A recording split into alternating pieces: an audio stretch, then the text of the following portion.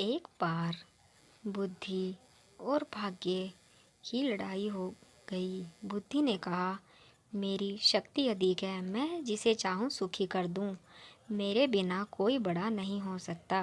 भाग्य ने कहा, मेरी शक्ति अधिक है, मैं तेरे बिना काम कर सकता हूँ, तू मेरे बिना काम नहीं कर सकती। इस तरह दोनों में अपनी अपनी तरफ की दलीलें जोर शोर से दी। जब झगड़ा दलीलों से समाप्त न हुआ तो बुद्धि ने भाग्य से कहा कि यदि तुम उस गडरिये को जंगल में भेड़े चरा रहा है मेरी सहायता के बिना राजा बना दो तो समझूं कि तुम बड़े हो। यह सुनकर भाग्य ने उसके राजा बनाने का यत्न प्रारंभ कर दिया। उसने एक बहुत कीमती खड़ाऊ की जोड़ी जिसमें लाखों रुपए के नग लगे थे लाकर गडरिये के सामने रख दी। गडरिया उनको पहनकर चलने फिरने लगा। फिर भाग्य ने एक व्यापारी को वहां पहुंचा दिया। व्यापारी उन खड़ाऊ को देखकर विस्मित हो गया। उसने गडरिये से कहा, तुम ये खड़ाऊ बेच दो। गडरिये ने कहा, ले लीजिए। व्यापारी ने उनका मूल्य पूछा। गडरिये ने कहा, क्या बतलाऊं, मुझे रोटी खाने रोज गांव जाना पड़ता है। यदि तुम मुझे 2 मन भुने चने दे दो तो मैं यहाँ बैठे बैठे चने चबाकर भेड़ों का दूध पी लिया करूँगा। इस भांति मैं गांव जाने के कष्ट से बच जाऊंगा और आपको भी खड़ाऊ मिल जाएगी। सारांश यह है कि उस बुद्धिमान गडरिये ने वो अनमोल खड़ाऊ जिसमें एक एक हीरा करोड़ों रुपए का था 2 मंचनों के बदले बेच डाली। यह देखकर भाग्य ने और प्रयत्न किया।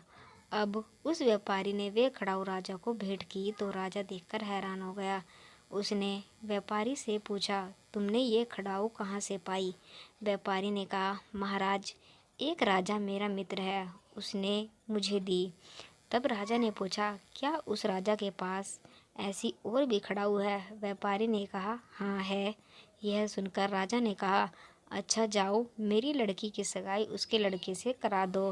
व्यापारी जब भाग्यदेव की प्रेरणा से सब बातें कह चुका तब राजा की अंतिम बात सुनकर बहुत घबराया और सोचने लगा कि ये खड़ाऊ तो उसने गडरिये से ली है, न कोई राजा है न कोई राजा का लड़का। किंतु इन झूठी बातों को कह चुकने के कारण व्यापारी ने सोचा कि यदि मैं इस कथन को अस्वीकार करता हूँ तो ना मालूम राजा साहब मुझे क्या दंड देंगे। यह सोचकर उसने तय कर लिया कि जैसे भी हो इस राजा के नगर से निकल जाना चाहिए। अतः उसने राजा से कहा, ठीक है, तो अब मैं आपकी लड़की की सगाई पक्की करने जाता हूँ। यह कहकर वह जिस ओर से आया था उसी ओर को चल दिया और जब उस स्थान पर पहुँचा जहाँ वह गडरिये से मिला था तो क्या देखता है कि गडरिया उससे भी मूल्यवान खड़ाऊ पहने हैं। व्यापारी यह देखकर हैरान हो गया। उसने सोचा, हो ना हो यह कोई सिद्ध महात्मा है, तभी तो ऐसी वस्तुएं उसे स्वयं मिल जाती है। उसने निश्चय किया कि यहाँ रहकर इसका पता लगाना चाहिए। यह सोचकर उसने वहीं डेरा लगा दिया और बहुत सा तांबा लदा हुआ सब एक सामान एक पेड़ पर नीचे रख दिया। जब दोपहर हुई तो गड़ैया धूप से व्याकुल हो उस पेड़ के नीचे आया जहाँ तांबे के ढेर पड़े हुए थे। वह ढेर के सहारे सिर रखकर सो गया। भाग्य ने उस तांबे के ढेर को सोना कर दिया। जब व्यापारी ने यह देखा तो सोचा कि जिस व्यक्ति के छू जाने से तांबा सोना हो जाता है उसको राजा बनाना कोई बड़ी बात नहीं है। यह सोचकर उस व्यापारी को वहीं जमीन खरीदी और किला बनवाना प्रारंभ कर दिया। सेना भर्ती की जाने लगी और जब सब सामान तैयार हो गया तो व्यापारी गडरियों को पकड़कर किले में ले गया और उसे अच्छे अच्छे मूल्यवान वस्त्र पहनाए।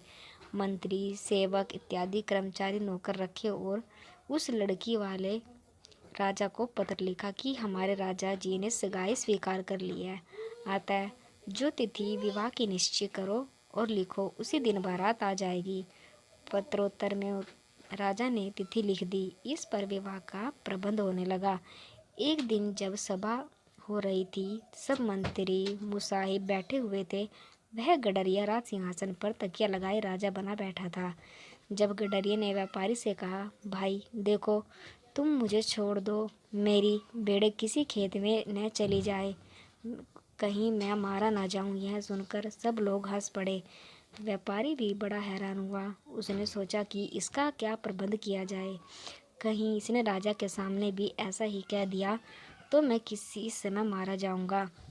इसने गडरिये से कहा, यदि तुम किसी फिर कभी ऐसी बात कहोगे तो मैं तुम्हें उसी समय तलवार से मार डालूंगा। जो कुछ कहना हो चुपके से मेरे कान में कहा करो।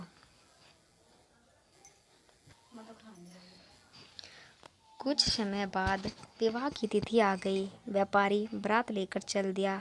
जब लड़की वाले राजा नगर का निकट आ गया तो उधर मंत्री, बहुत से नौकर चाकर, सेना, अस्त्र शस्त्र, हाथी घोड़े इत्यादि राजा की आवानगी के लिए आए। तो गडरी ने विचार किया कि कदाचित मेरी भेड़ें इनके खेत में चली गई हैं और ये मेरे कपड़े लत्ते छीनने आ रहे हैं। अतः उसने झट से व्यापारी से कहा, सब मेरे कपड़े लत्ते छीनने के लिए आ रहे हैं। चूँकि यह बात कान में कही गई थी, अतः उस व्यापारी के सिवा और किसी को मालूम नहीं हुई। लोगों ने व्यापारी से पूछा, कुंवर जी क्या आज्ञा दे रहे हैं? व्यापारी ने कहा, कुंवर जी कहते हैं कि जितने आदमी स्वागत में आए हैं प्रत्येक को 5-5 लाख रुपए पुरस्कार में दिया जाए। फिर क्या था, बात की बात में यह फैल गया कि किसी बड़े भारी सम्राट के कुंवर की बारात आई है जो एक एक आदमी को 5-5 लाख रुपए पुरस्कार में देता है।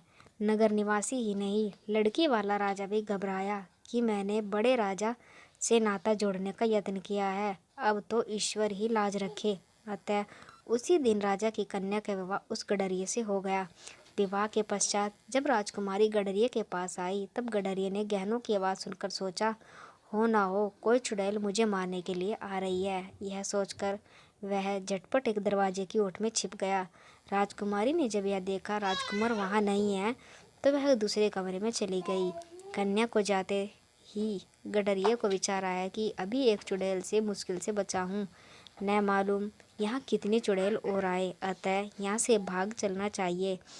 वह यह सोच ही रहा था कि उससे एक जीना दिखाई दिया। वह झट ऊपर चढ़ गया और वहाँ एक छेद में हाथ डालकर कूदकर भागने का विचार करने लगा।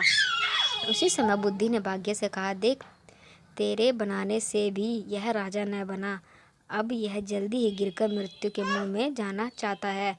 प्यारे पाठकों, इस उदाहरण से आपको भली भांति विवादित हो गया होगा कि यदि संसार की समस्त उपलब्धियां भी एकत्रित हो तो भी तक मनुष्य को बुद्धि न आए, वह अपने उद्देश्यों को पूर्णतया सिद्ध नहीं कर सकता।